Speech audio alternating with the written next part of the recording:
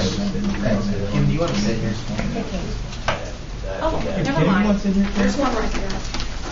I didn't see that. This is kind of like church. Everybody moves to the back all of them. The front seats are the only ones that are ever left. That's why you never come late.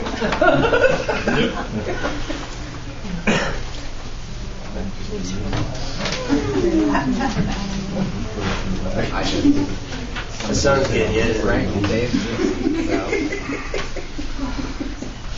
Keep turning. I need my kids. Okay, let's go ahead and call the White House City Council special meeting to order on Tuesday, September 22nd, 2009. Happy fall, everybody. Everyone please rise for our pledge of allegiance. Please have the flag, please face forward. Thank you. That's right. Pledge Allegiance to the flag of the United States of America and to the republic for which it stands, one nation under God, indivisible, with liberty and justice for all. Everybody. Not sure if that's on the agenda. Let's move on. Ms. Turpin, please call the roll. Bailey? Here. Rodriguez? Here. LaCourt? Here. Thompson? Here. Knobloch? Present. Graham? Present. And President Howard. Here. We skipped Mr. Cantor. I'm here too, just to let you know. She did. We have to Nothing. Cantor. Here. Sorry. No problem. We are all accounted for. Okay, very good. Thank you. Moving down, our verification of copies. Ms. Turpin, please call the roll on whether each member of council is given a copy of each item of legislation listed on our agenda prior to our meeting this evening, please. Bailey? Yes. Rodriguez? Yes. LaCourt? Yes. Thompson? Yes. Knobloch? Yes. Graham? Yes. Cantor. Yes. Okay, verification of copies is complete. Moving on, we have our first reading section, which is resolution number 41-09, which is setting the recall election for council at large Jacqueline K. Thompson and declaring an emergency. Mr. President? Yes, sir. I'd like to introduce resolution number 41-09 and move for the suspension of all rules.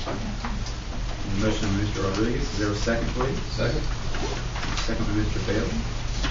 Questions or comments on the motion to suspend the rules on resolution 41-09, please? Yes. Is there a question? Yeah, I didn't realize that it had anything to do with council voting on it for some reason. It does require, because it does have to go down to Frank County to be on the official ballot up for the voters, it would require a resolution vote similar to identify everything else that we have to go before the voters.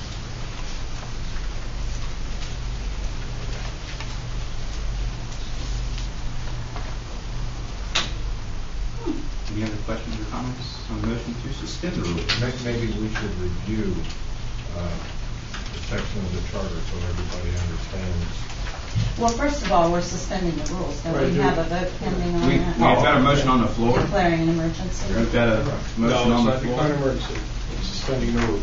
Oh, sorry. It's two different things. Go back. We have a motion on the floor. Let's finish this motion up. Are there any other questions or comments on that motion, please? Mary, see that, Ms. Turpin, please call the roll. Bailey? Yes. Rodriguez? Yes. LaCourt? No. Thompson? No. Knobloch? Yes. Graham? Yes. Cantor. Yes. Okay, the rules have been suspended on resolution number 41-09. Thank you, Mr. President. Move to adopt. Second. Got a motion from Mr. Rodriguez and a second from Mr. Bailey regarding resolution 4109. I would now like to turn it over to our city attorney, Mr. Shannon, to review our section in the charter specifically regarding recall elections. Thank you, Mr. President.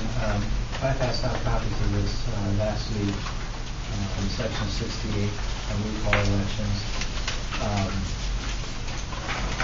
Because you can have some questions over it, I don't want to read it in part. I feel an obligation to read it in whole,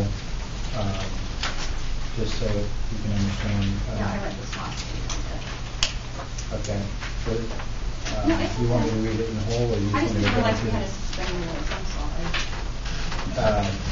Okay, but your question as to passing legislation,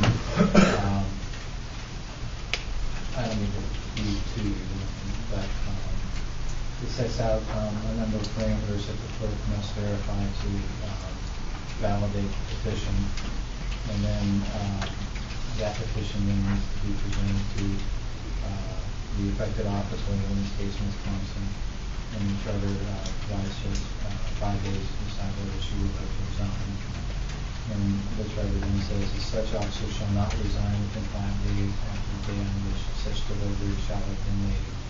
Council shall thereupon fix a day for the holding of the recall election, not less than 30 days, no more than 60 days after the date of such delivery. And shall cause notice of such recall election to be published. Blah, blah, blah. So that's the section we refer to next week.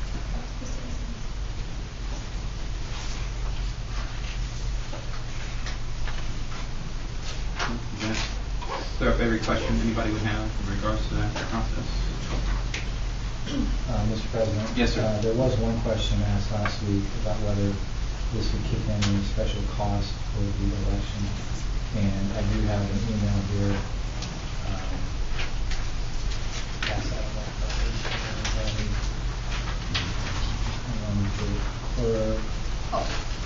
Did you get one? You're talking. No, I did not get one. Thank you.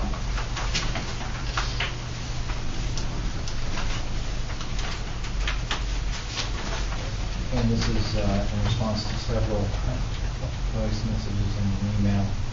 And Mike Stenziano indicated that there may be a cost for the advertisement of the issue. We're checking to see if that is our responsibility or the responsibility of Whitehall to publish that ad. And I might add that our charter does specify that we do have to publish it in the newspaper for 2 weeks. Other than that expense, all the same precincts are open for the Whitehall City candidates.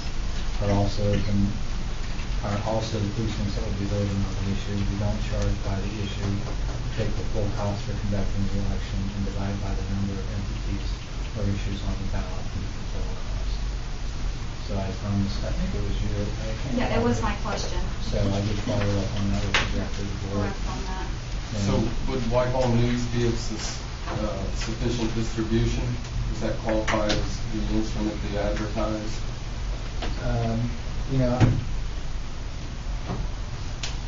I would have to double check that the court That's what we've used in the past. to see what the past practice is. But I would assume it would be Whitehall News to the most effective way to get it to the Whitehall. The clerk and I had talked about that prior, and Whitehall News was a vehicle we had used because it is considered full distribution within the city, and we have used them in the past for other type of items that would be in the on the election or on the ballot. 2 consecutive weeks would leave so that's next in the chart. And then finally, Mr. President, members of council, in your box, you should have received copies of an email request from Councilperson Thompson asking that I consider appointing a special counsel to oversee the recall election. In researching that matter, I found that Section 40 of our charter specifically reserves that right to City Council. City Council may, if they so desire, hire a special counsel.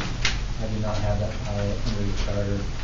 I only have the right to appoint special prosecutors for criminal matters and capital matters. That's all I have, Mr. President. Any other questions or comments? Well, I would like to know, is this the first you're hearing about this, that I would like to see a special counsel, independent counsel, appointed to oversee the recall election, because I feel that it's not an impartial, our city attorney or the members of council, and so to make sure it's impartial and everybody is treated fairly on this issue, then I think we should appoint a special counsel to oversee the recall election. I am aware of this, your specific request. Mm-hmm. My understanding at this point, with the entire process being followed strictly by the charter and or code as it's written, at this point in time, once it is even past council's hands, there isn't anything else that would be to follow through with. Am I correct in that statement, Mr. Chairman? Right. It would be my opinion, however, that if you want to pursue your request for special counsel, because there is a provision in the charter, you could introduce legislation and take it through the normal process, and then it would be the role of council based on how they voted, whether or not